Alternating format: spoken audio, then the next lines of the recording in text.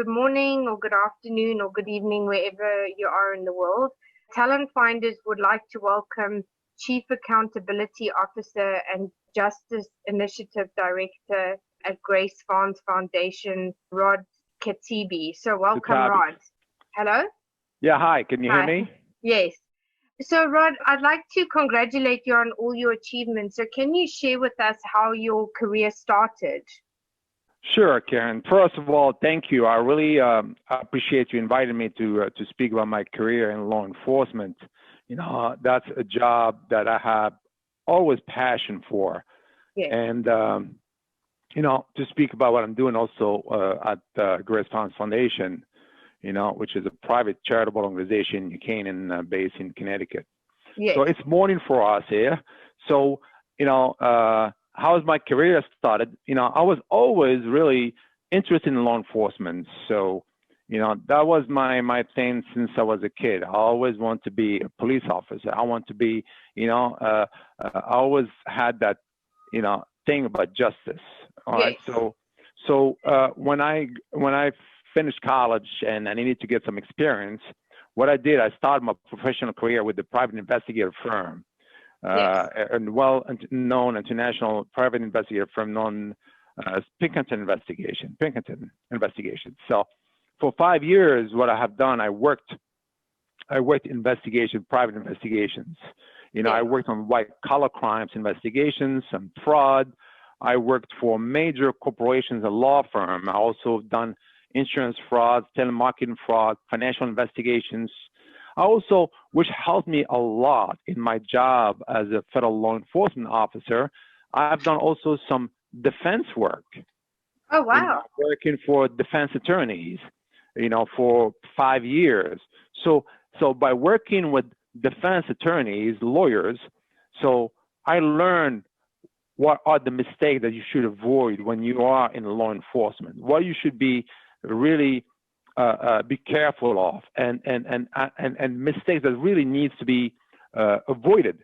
Yes. So like documenting, you have to document everything. You have to make sure that the chain of custody for evidence is detailed, completely completed properly. So Yes. I learned really a lot during those 5 years. Basically working on the other side. Okay. Yeah. So then I joined the federal law enforcement.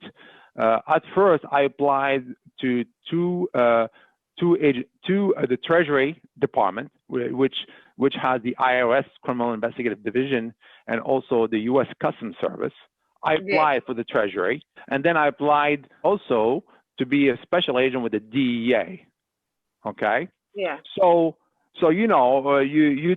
I took some tests here and there, so you keep really, you don't want to put all your eggs in one basket. So I applied a couple agencies because that's what I want to be. I want to be a federal law enforcement officer. Yeah. So I was pretty lucky, and the IRS Criminal Investigative Division came first. Yes. And offered me a position as a special agent. And I love the IRS Criminal Investigative Division because, they are the premier agency in conducting financial investigations, and especially money laundering and tax evasions and all that stuff. So Yes. I started my career with the IRS Criminal Investigative Division. While I started my career, I also got a job offer with DEA, but then I was already a special agent with the IRS CID, so I stayed with the Criminal Investigative Division, and I went through the whole training at FLETC, what we call FLETC, which is the Federal Law Enforcement Training Center. Yes. So, based in Georgia, so I had I think 8 and 9 months of training, intensive training, not only physical but also academics, learning about laws and all that stuff. So, and then I worked a couple of years with the IRS Criminal Investigative Division, investigating, like I said, tax evasion, money laundering, and all that stuff. Then I applied because I always loved the international things, Yes. And I grew up overseas, and I was always, I lived in a lot of countries. Yes. So I always loved working international cases, and U.S. Customs Service legacy, now we call it that's legacy U.S. Customs Service, you know, had that, and I applied. I was also lucky, so because it was under the Department of Treasury, so and then I just transferred to the U.S. Customs Service. That now the U.S. Customs Service now is known as being under the Department of Homeland Security, and now the U.S. Customs Service Special Agents are known as HSI, which is Homeland Security Investigations. Yes. Within the Department of Homeland Security. So that's the way I started my career. That's amazing. Wow, and so diverse too. So can you share with us where your passion for law enforcement came from and more about what the Grace Farms Foundation is and what your role is within it? So my passion for law enforcement, I always had a passion, I always want to be a public servant, and like I said, when I was a kid, when I was playing, I always wanted to be the sheriff, My parents used to buy us, all those uniforms, those hats, the cowboys. And I always asked my dad, I want to be the sheriff. I need you to buy me a star, the star. Yes. Okay. So when I was a kid around, I was running around with the star on my chest and I was a sheriff. That's what, and that's a passion that I always had. It's in my DNA, you know, and so I love to help people. Okay. And that's what my passion came from. So, and my role with the Grace Farms Foundation. So going back, I was in charge of the office of the Department of Homeland Security in New Haven, Connecticut. And at that time, I was eligible for retirement. So it came to a point where, you start looking at new challenges. Okay, I've done this. What can I do? When I can better myself? What can I, So that's what I started with the Grace Farms Foundation is, the opportunity to build something new. So what happened is I had the privilege to meet with Sharon Prince, who is the CEO and founder of Grace Farms Foundation. So she had a vision. So we had an interview. We spoke for quite a bit, and her vision is really to advance good in the world. Okay. Yes. So. And I love the idea. I really love the idea. It was a challenge. It was a brand new private charitable organization that Sharon had a vision and how she wants it done. And when we were talking, I'm like, oh my goodness, this is awesome. This is a new challenge. And I'll still be serving, helping people, okay? Yes. And in a different capacity and not with the government, but now with a nonprofit, an NGO, okay? Yeah, so you'll be doing good at the same time. Correct. And I'm bringing my expertise, all my years with law enforcement, and doing all these international cases and all my network, I'm bringing this to the foundation. I'm bringing my expertise. So the foundation supports 5 initiatives. So you have the nature, art, justice, community, and faith.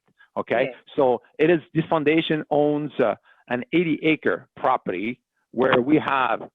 I'm not sure if you saw on our website. We have a beautiful state-of-the-art facility, and then we are conducting programs, with all relevant stakeholders. We're bringing all leaders from different part of the world to discuss certain specific topics.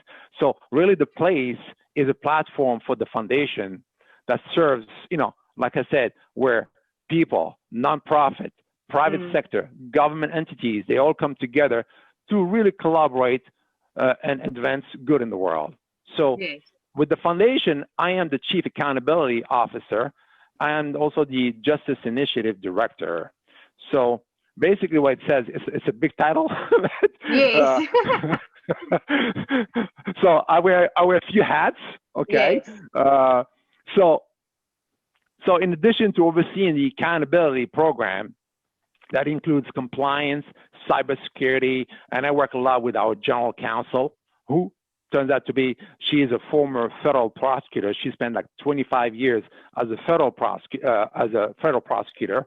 So, and I also work with my director of IT and cybersecurity. So I oversee the compliance working with both of them. And I'm also the Justice Initiative Director, that I have a team, with former federal prosecutors, intelligence analysts, strategists, and we are trying to combat three things we are focusing on: modern day slavery, okay, environmental crimes, and gender-based violence. Yes. So those are the three things we are focusing under the Justice Initiative umbrella. So how do we do this? We have three prongs. We do it through capacity building, we do it through policy, and also we do it through advocacy. Okay. Yeah, that makes sense. Mm. So we conduct a lot of national capacity building. We also train our local law enforcement, okay? Yeah. Because, in the United States, we have so many law enforcement agencies between and so many divisions and departments. Yeah. Correct. We have the state police, we have all the local PDs, a different town has different police departments, and you have the federal agencies, you have multiple. It's not like you have one national police, okay? No. So we conduct those training on human trafficking, to combat human trafficking. We also conduct international capacity building in numerous countries. I mean, I'm not sure if you know, we've been all over the world. We've been, especially a lot in Africa. I mean, we've done capacity building in Congo, where we trained like representatives of 7 countries from Africa and Asia. We trained in Haiti. We did capacity building in South Africa, Romania, Thailand, Tanzania, Zambia, Romania. Amazing. Wow. Yeah. So, and Uganda lately, Yes. I think that was last year before COVID, we were in Uganda, giving a lot of capacity building training, on how to utilize, how to implement the task force model. The task force model, because I learned in my career, you can do it all alone. You got to have a task force model in order to be successful. So we are teaching them how to work together, how to convene and being able to have all the relevant stakeholders and be successful in stopping all those crimes. Yes, absolutely. So what would you say some of your biggest lessons and learnings have been within your career? I mean, there's obviously been many, but what kind of really stands out for you? Right. I always say, when I had when I graduated from the Federal Law Enforcement Training Center, and I got my gun and my badge, and I felt like I was James Bond. Yeah. Okay? I felt, okay, I'm going to be the one, Superman. I'm going to be the one fixing the world, helping people. Yeah. And I learned in a hard way that you can't do it alone. You really can't. It's impossible. You can't be. No agency alone can do the work. It is a team effort. It is a task force model that I was talking about. It is to bring all relevant stakeholders, not only on the public sector, but also on the private sector, the NGOs. You got to bring everybody. Everybody is part of the solution, okay? Yes. And you need to learn. And that's what I learned a lot, in my career. You don't need to argue.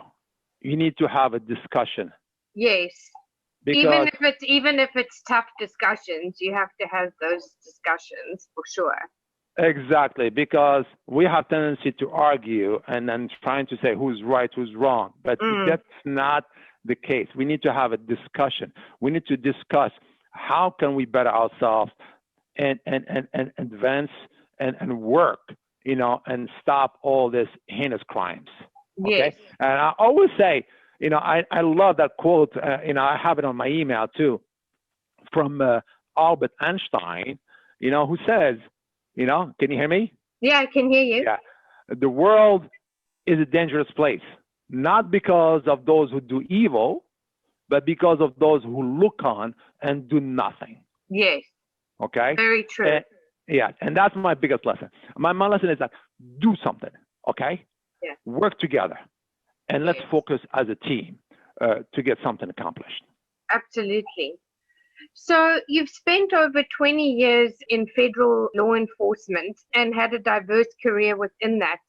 Can you share with us more about that and how you earned the position you're in now? It's been, yeah, it's been a great ride. It's been a Yes. great ride. You know, I learned through mistakes that I made, Yes. and I was lucky that I was mentored by some really, really good, experienced special agents Yes. that took me under their wings and trained me, on the job, because I learned, at SLETC, but what you learn in classrooms is sometimes is a little different when you are out in the field Of course. and work in the streets and doing interviews and all that stuff. So I was lucky that I had, when I started my career in narcotics, that's where, right? And then I got, with U.S. Customs, I'm talking about, I got, taken under some really good agents who have Yes. been 20 years on the job, and I learned from them. And that, like the same thing with the IRS. When I spent a couple of years with the IRS, I learned from agents that have been doing all money laundering cases. So, and that's what I got in my experience, and also, which, the U.S. Customs at that time had a unique program that in order for you to be a senior special agent, which I became a senior special agent, you had to go through and show that you have done all types of criminal cases, Yes. from narcotics, financial fraud, the counter-proliferation investigations, okay? Mm. You must have done also Title III criminal cases, which is go up on the wire, and do complex international criminal investigations. So Yes. I have done all that. And I worked, on the investigating commercial exploitation of sexual abuse of children, okay? And I worked a lot of cases. I worked also on counterterrorism cases. I worked some really high-profile cases. As a matter of fact, I worked with Scotland Yard, the Met, Yes. from in UK. I spent a lot of time in UK, Yes. working, jointly on a counterterrorism case. I've worked also narcotics cases. I worked, human trafficking cases. So yeah. So you've really had a diverse career for sure. Exactly. And that's where, with all this expertise and all this boots on the ground that I have done, I brought with me this expertise, and I joined our CEO and founder, Sharon Prince, to open Grace Farms Foundation because it was brand new. And the beauty is we built it. We built it. That was so challenging, and it worked out well. So alongside with Sharon, I worked with colleagues, former federal prosecutors who were with me as well, who Yes. joined us, okay? And other team members in building a strong justice initiative and a strong foundation that became now an international foundation, okay? Oh, that's amazing. In this It's initiative. really amazing. Yeah. So that leads me to the next question around leadership, or the lack of leadership on a domestic and global level. So what do you believe makes you a great leader in terms of how you serve, and what do you believe has set you apart from others within law enforcement? And can you share with us or give us some examples around that? And then what is it that you believe we need to improve the current narrative for leadership on a global perspective and on a domestic perspective, or from both perspectives? Wow, that's a major question here. that's a great question. I mean, we can talk about this for hours, but I would say I will talk just in the perspective of the United States, where I live, okay, my country. Yes. So, leaders, to me, I mean, that would be worldwide, needs to lead by example. Yes. Okay? I would always, with my staff and my subordinates, and when I was running the office, with the Department of Homeland Security, I always tell my agents, I've done it, I would never ask you something that I have not done. Okay. So really lead by example. Yes. Okay. Lead by example. And also, I love quotes. You know that. I love quotes. So Yes. I always remember what Steve Jobs said. Steve Jobs said basically, you need to hire people smarter than you to tell you what to do. But if you hire people for you to tell them what to do, what's the need? Okay. So you need to surround yourself with the right people, the right team, the right synergy. And that's the thing. Okay. How you need to surround people who are doers, not people who just talk. Yeah. Okay. So that is my philosophy, but also what separates me from others is because I was fortunate that I was born overseas. I grew up in France, so I was subjected to a lot of different cultures. Yes, which is definitely beneficial, right? Absolutely, and it's really worked well for me when I was with the U.S. Customs Department of Homeland Security, and I was working those international complex criminal cases where I had to deal with different governments, different foreign law enforcement, but I understood their culture because I lived in Europe. I know how they think. I lived in Morocco. I know how they think, okay?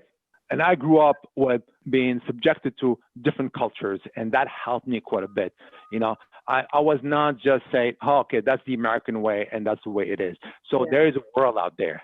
Okay, there's a world out there. And I think also when you're dealing with different cultures, there's different ways of approaching things. I mean, I know even, when I was visiting Norway, and doing business with the Norwegians is very different with Scandinavians to the US or to working with people in Dubai. So it definitely stands you in good stead in terms of the way you approach people in different cultures.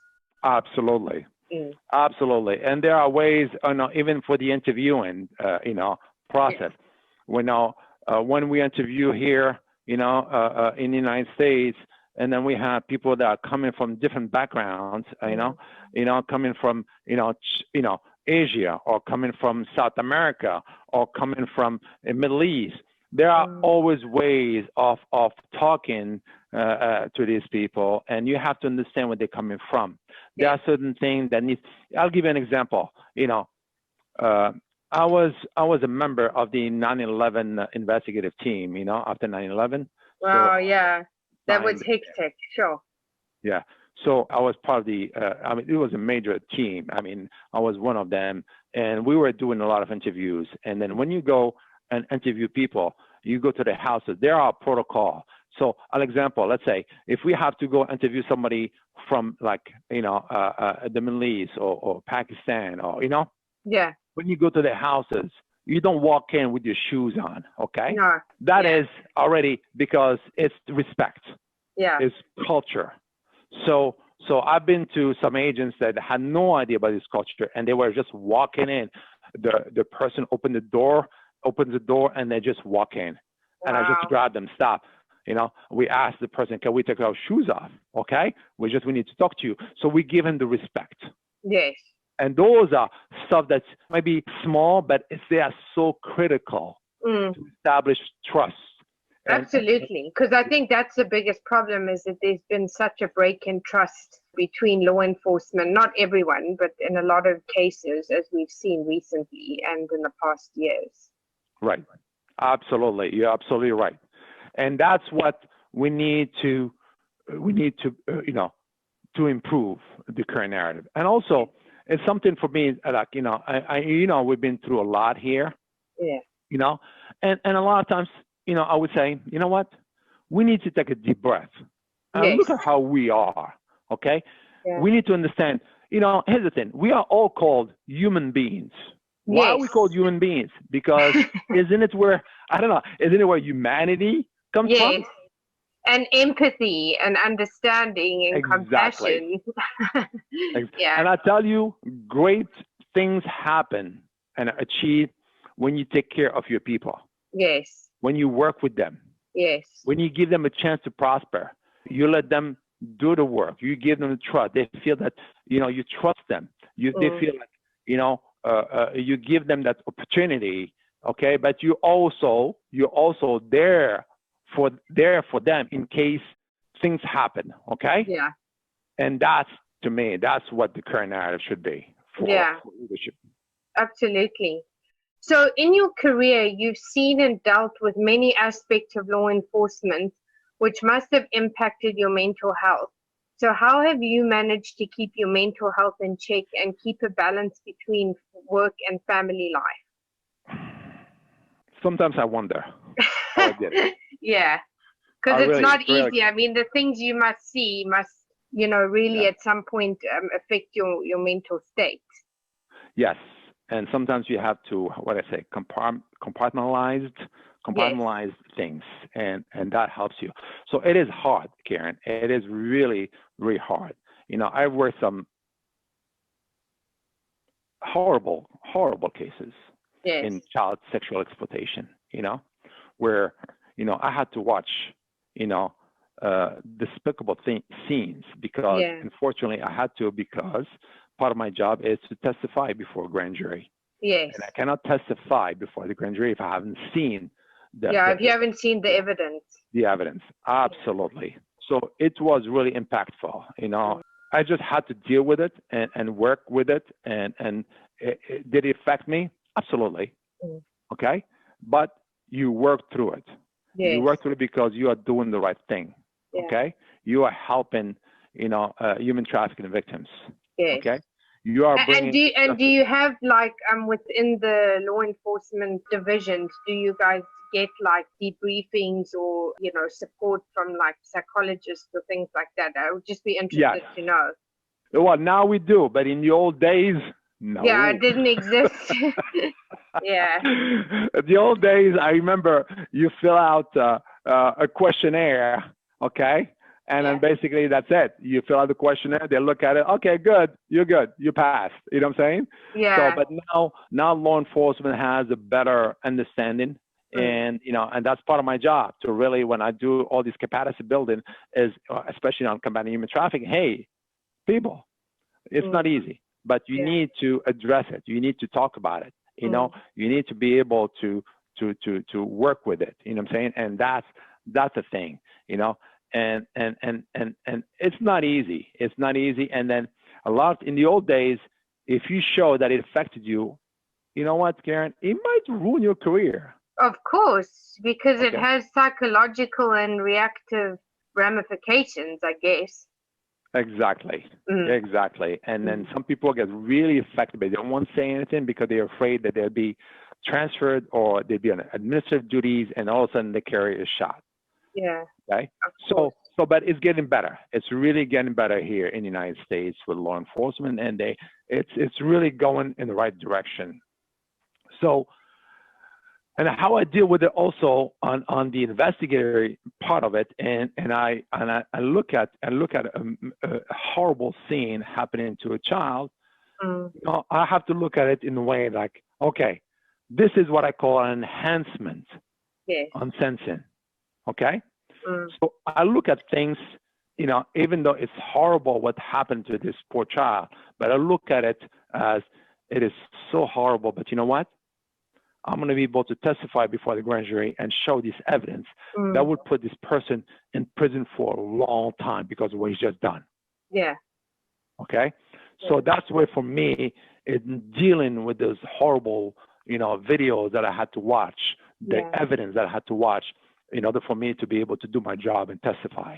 Yes.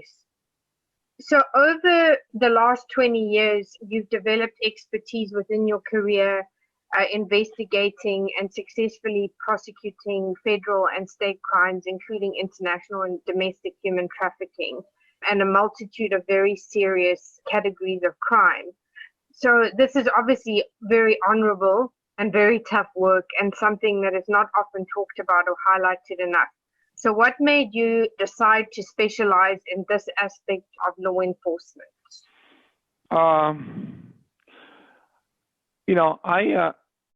I've arrested, a lot of perpetrators, involved in different crimes, narcotics, money laundering, fraud. But when I started, now started to deal with investigating human trafficking cases, Yes.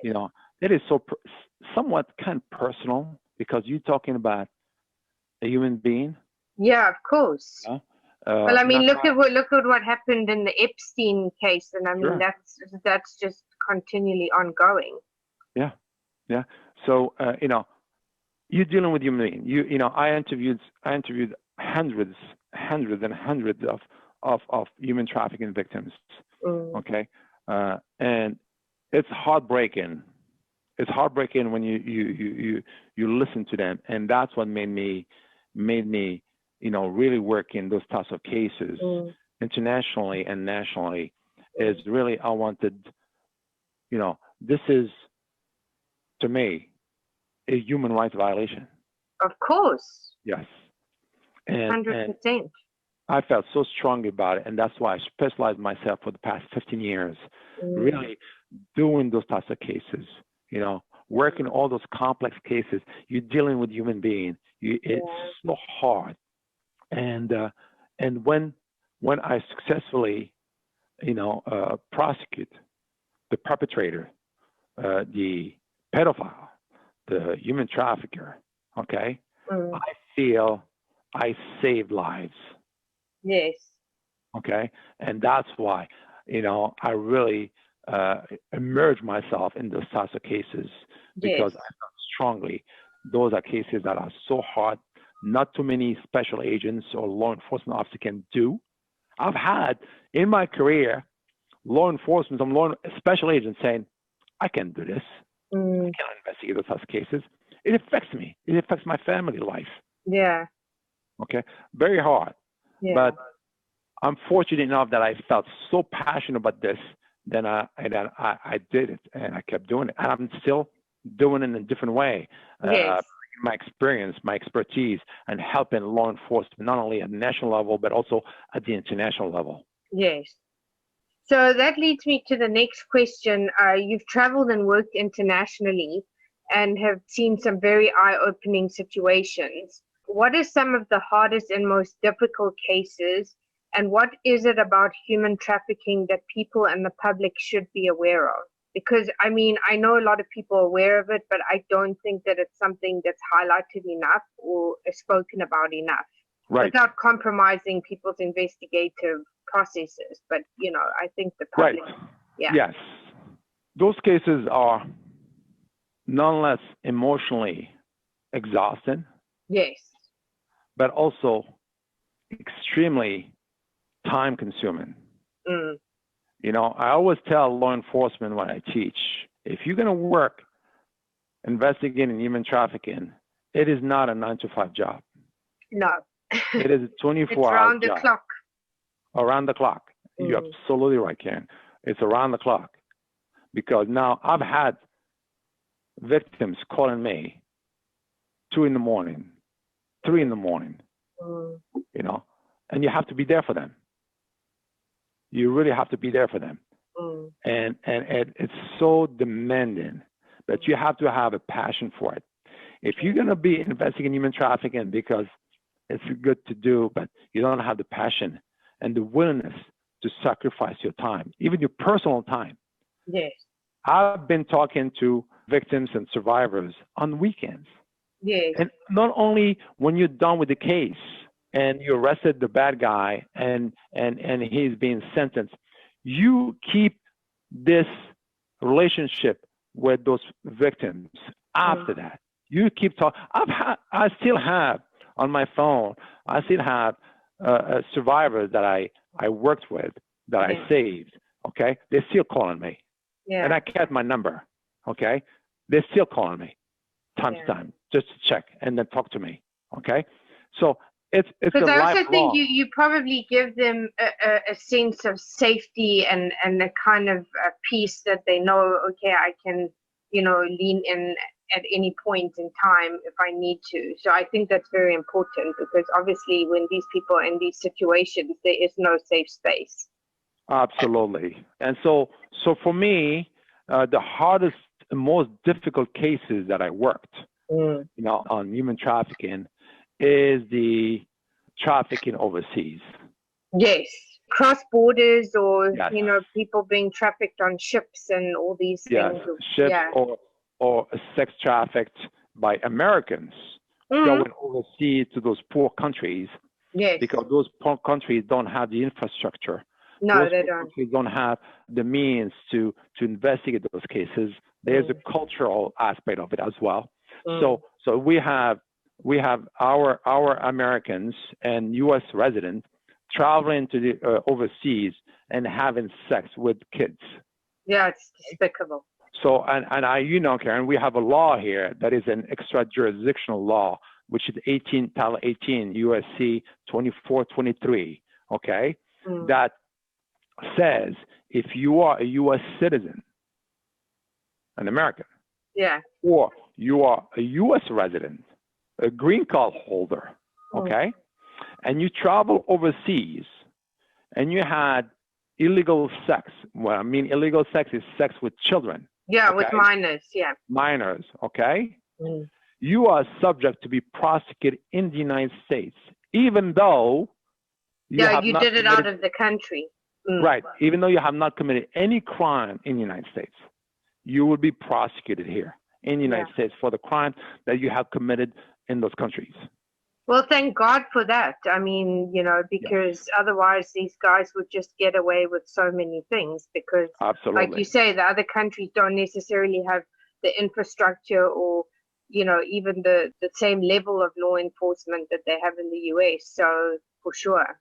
That's correct. And those are where my most difficult cases. And I worked a case where I had to go to Nicaragua, okay? Yeah. And this is a person who's an executive for a major company who basically is a pedophile. And in order for him to have access to children overseas, joined some charitable organization trips, volunteered, and he went to Nicaragua, okay? And then he had access to all these kids because they're such poor kids.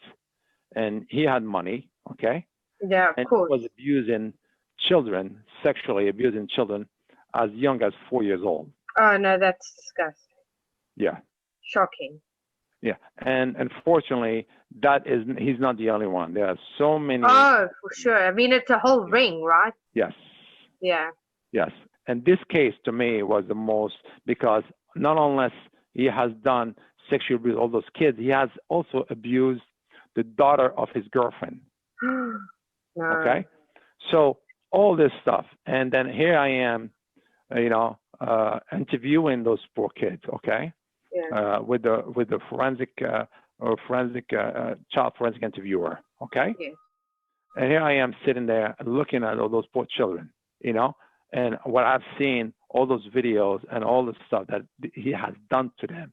And now they're like 14, 15 years old, okay? And you talk to them, and then they need all this help, therapy, all that stuff. So it's really hard. It's really hard because you get vested, and of course, those are the hardest for me because these crimes go unpunished overseas because they don't have like in Haiti. I worked a case in Haiti where the perpetrator, okay, opened the school for boys, street boys. Okay, people who have no, they live on the street. So, and then supposedly he offered them, board, education, and he was getting a lot of money from donors. But what he was doing, he was having sex with the boys as well. Yeah. So there's no free lunch, as they say. There's always a price to pay. Exactly. Those are, to me, the hardest and difficult cases. And what I like the public to be aware of is those victims. Sometimes are forced to do this, like in cases like with the boys that happened to them, because they have no choice. No. They have no choice. Either that or be on the street and starve. Yeah. Okay? And also they go through such a major trauma. it is very difficult to, it's a lot of work to rehabilitate the victims. So it takes huge effort because those poor victims have gone so much trauma. And also at the side point, when you are talking to a trauma victim who, a trafficked victim who went through so much trauma, I always say to law enforcement, when you're talking to this person, okay, this victim, okay, you got to take your time because this person has gone through so much trauma. And when you're interviewing her, you're talking to her. When I say her, because unfortunately, I mean it happens to both, but predominantly it's girls or women. Women, So you need to be patient because when you're talking to a victim that went through trauma, that means she will give you information here, information there, because there's stuff that she's trying to, forget, okay? Trying to deal with. To bury as far deep as so she doesn't have to ever think about it. Yeah. Exactly. And when you talk to that person might sound not really credible, but in fact, that person is credible because if you take time and you take all those notes, like all those post-its, and then you sit down and put them all together, they make sense. If you take only one or two, they don't make sense. No. Exactly. For sure. So that's critical for the public to be aware of this, and that, and to be able to listen and really understand that those victims have gone through a lot of trauma. Yes. Okay? And they need time. No, 100%. So that leads me to the next question. COVID-19 has obviously turned our worlds inside out and upside down. So has this impacted you and the work you currently do? And how do you believe that this has impacted the way in which the criminal elements operate, or, individuals operate? And have you had to adapt your approach? And can you give us any examples? Absolutely. COVID-19, impacted everybody. It impacted my work because my job with the Grace Funds Foundation also as a director of Justice Initiative is also to have human interaction. Yeah. To go out overseas, to go out here in the United States, meet with people, do capacity building. Convening, recommendations, okay, talk to victims, train, and law enforcement with social service providers. So there is a human interaction that we don't have, unfortunately, even though we use Zoom meetings and Microsoft Teams meetings and WebEx and so forth. It's not quite the same though, is it? Absolutely not. Absolutely not. Even though we look at each other, there is no, I would say, a human interaction. And human interaction is critical in combating those criminal elements. Yes. Okay? So that is really did affect me. But what I did, I stayed positive. Okay, so if we cannot do this, let's do at least some of it virtually. We can. So that's what we're doing. But also what I'm doing, I took my time during this COVID-19 to build more partnerships. Yes. Okay, so that gave me time to be on the phone, to talk to other partners, to come up with strategy, how to deal with this down the road. What is the new normal? Yes. Because COVID-19 is not going away. So how can we do our work and protect those victims? And still be effective. Exactly. Exactly. And that's what I'm focusing on right now. The criminal elements, we're talking, if you're talking about human trafficking, I'm sure it did not stop.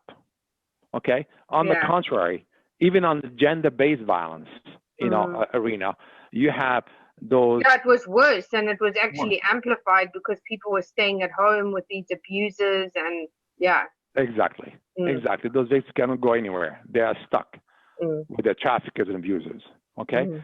Also, keep in mind the services are scarce.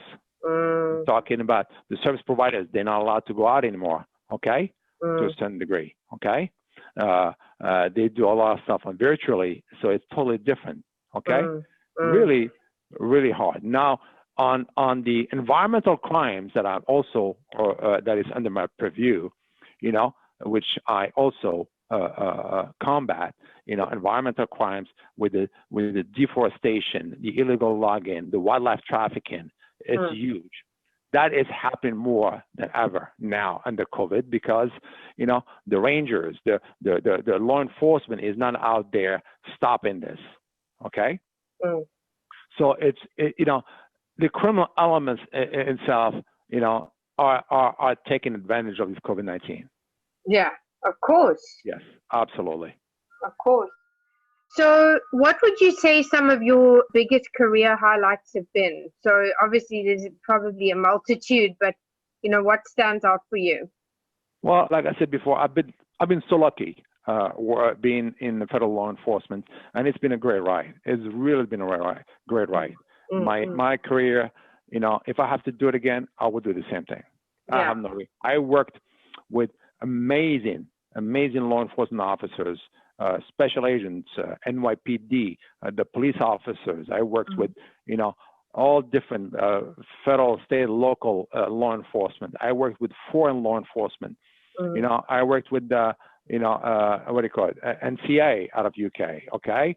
I worked with Met. Did you Met? I worked with, in France. I worked in Philippines. I worked in Morocco. I worked with a lot of. So it's been great as a whole. And I successfully prosecuted a lot of high-profile cases where I worked with the FBI and we went to the Philippines and we brought back a fugitive from Philippines who has been involved in terrorism with the Abu Sayyaf. Okay, so I worked a lot of stuff. So really, but my highlights that I think I really do care about is all those human trafficking cases that I worked. Yes, okay? and the cases you solved. Yes. Yes.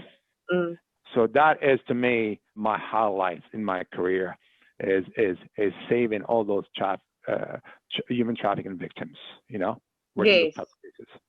So I wanted to ask you, are cases such as the Epstein case ever fully resolved? I mean, do these things, because, there's always speculation around, these types of cases, and obviously there's a lot more victims that probably never came forward. And obviously it spans beyond the borders of the US as well. So are these types of cases ever really fully resolved? Karen, those cases are extremely, extremely difficult. Yeah, because there's a lot of high-profile people involved too. Yes, but also you're talking about a span of so many years of abuse. Yes. Okay. You have some victims that you have to find that have been victimized 15, 20 years ago. Okay. Yes, exactly. It's lengthy, very complex. Yeah. Sometimes some people, and I've had that, some people are not willing to come forward. Some people, unfortunately, and I've had some of my cases where, where I was investigating a human trafficking case, some victims that have been, sexually abused 20 years ago by this perpetrator. Yeah. They're like, okay, I don't want to go through this again. It's 20 years ago. I don't want to think this. They really try not to be, and it's hard for law enforcement to say, hey, we need you. We need you to talk about this, because obviously if there's no statements, there's no evidence. Yeah. Okay. It's not like, there is, evidence, physical evidence. Okay. So it's all about witnesses, credibility, and statements. Yes. Okay. So that takes a lot of time to investigate. That's one. Number two, Karen, is you need to have those law enforcement officers and prosecutors stay passionate about it and stay vested. Because a lot of times these cases drag on and they lose interest. Yeah. Okay? Because they have other cases that are coming. They, like me, I was not working on only one specific case. You're probably multiple cases. Exactly. Exactly. So the more these cases drag on, unfortunately, there are some law enforcement and prosecutors that might lose interest because they say, okay, We arrested this person. He's been locked up. Okay. Why keep digging? You know what I'm saying? Yeah. And they lose that drive. And that's what I'm afraid with Epstein. Not unless there are obviously some high profile people, you know. Yeah, loads of them, loads. Yeah, but also the complexity and go through the records and try to find all those victims, and you interview every single victim. You know, it's very time consuming and complex. I know maybe you're not particularly working on that particular case, but are the victims of the perpetrator, you know, and obviously Epstein is no longer, but are these individuals compensated in some way, or what is the ultimate outcome? Yeah, I don't know, but I would assume based on my experience that there is a compensation, and they will be compensated, but it is a process that is lengthy. Okay. Yes. You know, there is a process of the money and assets being seized, and how is the disbursement going to happen. There's a lot of layers that need to be, that the prosecutor and law enforcement need to go through in order to compensate the victims. Yes. Wow. So that leads me to the last two questions. What are the three key pieces of advice you would give to those who are looking to pursue a career in law enforcement? And what legacy would you like to leave, or how would you like to be remembered? Yeah.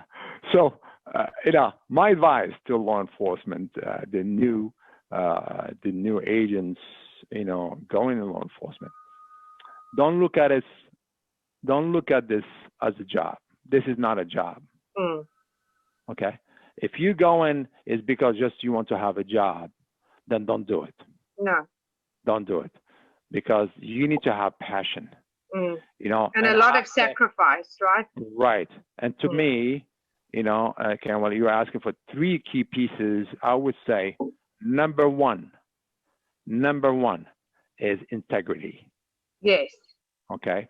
You need to have integrity, okay? Because it's your reputation, it's the reputation of the agency, it's the reputation of the law enforcement community. Integrity. Number two, I would say passion. You gotta have passion. You gotta have passion. You gotta be vested. You gotta love what you do. Who said that? Who said that? I can remember. I said, if you love what you do, you wouldn't work for. You would not work for a day in your life or something like that. Yeah. 100%. Because it's like you say, you're living your truth. Yes. And the number three, which very hard to do, but I had to learn, is patience. Patience is a big one. Yeah. You're going to be working some very complex cases. You might not be able to resolve right away, and you have to be patient, methodical. You have to go documentation. You have to do stuff that you don't want to do. Yeah. Okay? And I'm not going to talk about investigative techniques, but there are some investigative techniques that, you don't want to do.